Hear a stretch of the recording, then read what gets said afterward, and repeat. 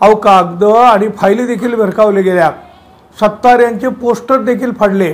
सत्तार यांनी बाजार समितीचे वाटोळ केलेलं आहे, त्यामुळे त्याला गुवाहाटीला पळाल्याप्रमाणेच त्यांनी इथून देखील पळ काढला। 50 खोके एकदम ओके। गुवाहाटीला कशाला चाललाय असा प्रश्न पत्रकाराने विचारला होता सुरतमध्ये, तेव्हा बिर्याणी खायला चाललोय असं उत्तर देणारे अब्दुल सत्तार, हो आता ते मंत्री आहेत ना, हो तेच सत्तार। अहो राजकारणामध्ये विकासाचं नाव घेतलं जातं आणि निष्ठा पायाखाली तुडवून आपलाच विकास कसा होईल, बुडाखाली खुर्ची कशी मिळेल एवढंच पाहिलं जातं।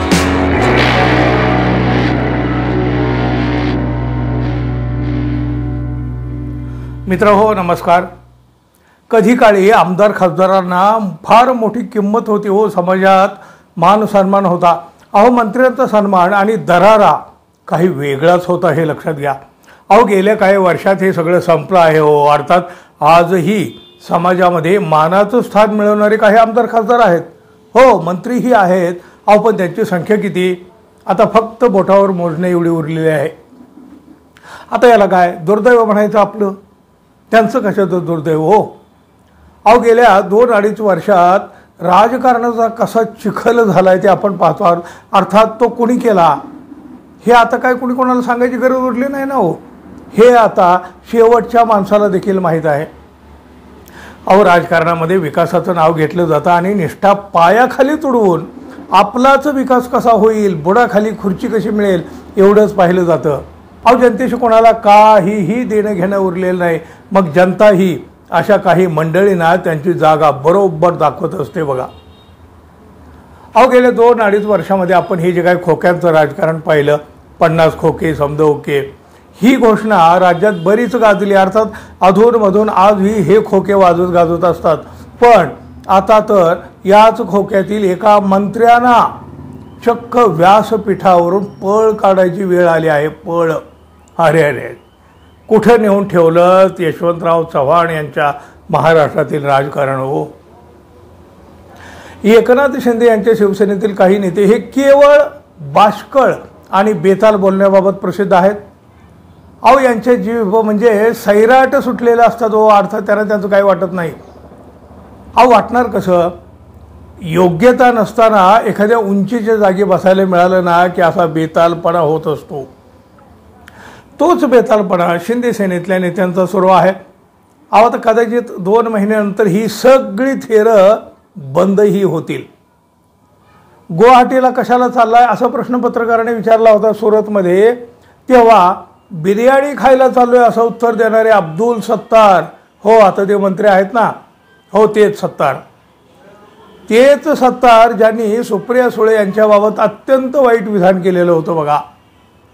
अहो तसं पाहिलं तर हे मंत्री महोदय अशा बेताल बोलण्याबद्दल प्रसिद्धच आहेत। आता प्रसिद्ध म्हणा कुप्रसिद्ध म्हणा, अहो त्यांच्या अनेक विधानामुळं ते यापूर्वी अडचणीतही आलेले आहेत, पण सुंब जळतो पीळ जळणार कसा।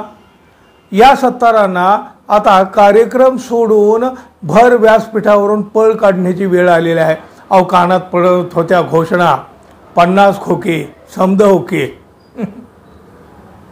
काय झालं बघा, महाराष्ट्र राज्य कृषी पणन मंडळ आणि महाराष्ट्र राज्य बाजार समिती संघाच्या वतीनं कृषी उत्पन्न बाजार समितीच्या राज्यस्तरीय स्पर्धेचं आयोजन करण्यात आलं होतं। या कार्यक्रमाला मंत्री म्हणून या सत्तारांना उपस्थित राहण्याची संधी मिळाली होती। ती फक्त संधी सत्तार यांच्यासाठीच होती। मुख्यमंत्री आणि दोन्ही उपमुख्यमंत्र्यांना वेळ नसल्यामुळं 2 वेळा ठरलेली तारीख रद्द करण्यात आली होती। त्या तिघांच्या वेळेनुसारच या परिषदेचे आयोजन केलेलं होतं, पण ना मुख्यमंत्री आले ना दोन्ही उपमुख्यमंत्री आले। अहो येणार तरी कसे म्हणा। अहो पराभव दिसत असलेली निवडणूक आता त्यांच्यासाठी महत्त्वाची नाही का। या तिघापैकी कुणीही नाही आले, मग आले ते हे अब्दुल सत्तार। आता ते नक्की कशासाठी आले होते हे त्यांनाच माहीत, कारण त्यांनी कोणाच्याही म्हणणे ऐकून घेतले नाही आणि ती परिषद सोडून निघून गेलेही। हे आपले मंत्री।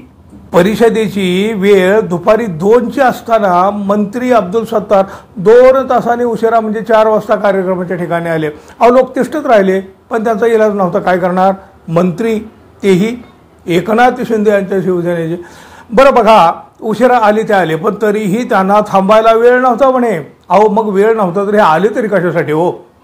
कृषी उत्पन्न बाजार समितीमधल्या कोणत्याही बांधकामासाठी लागणाऱ्या म्हणजे ती 12(1) परवानगी करता पणन मंडळाचेच अधिकारी पैसे घेत असल्याचा मुद्दा मांडताच पणन मंत्री अब्दुल सत्तार संतापले.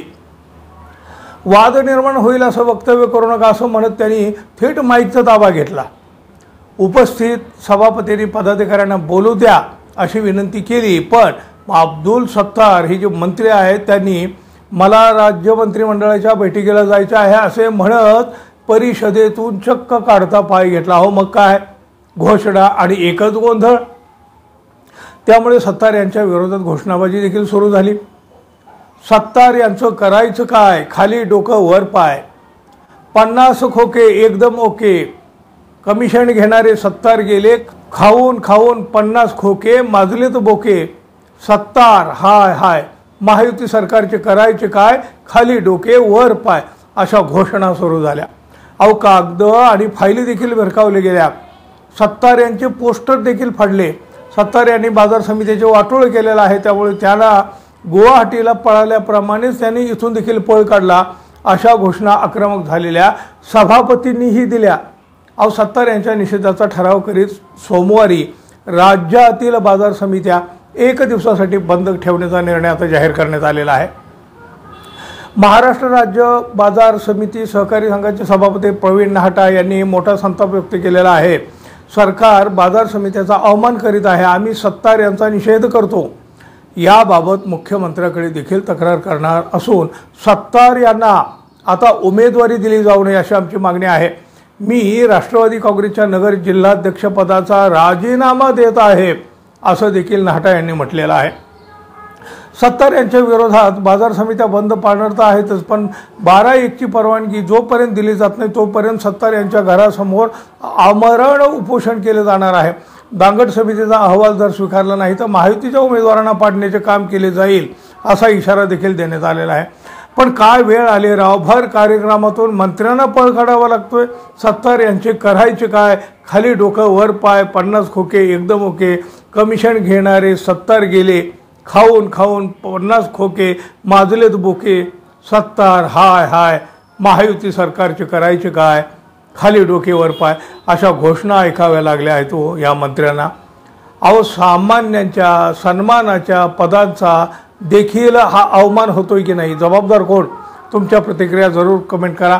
आणि आपण अजून आपल्या चॅनलला सबस्क्राईब केलं नसेल किंवा आपल्या चॅनलवर अजून आपण नवीन असाल तर कृपया सबस्क्राईब करावं ही अपेक्षा आहे. धन्यवाद. पुन्हा भेटूच, तोपर्यंत नमस्कार.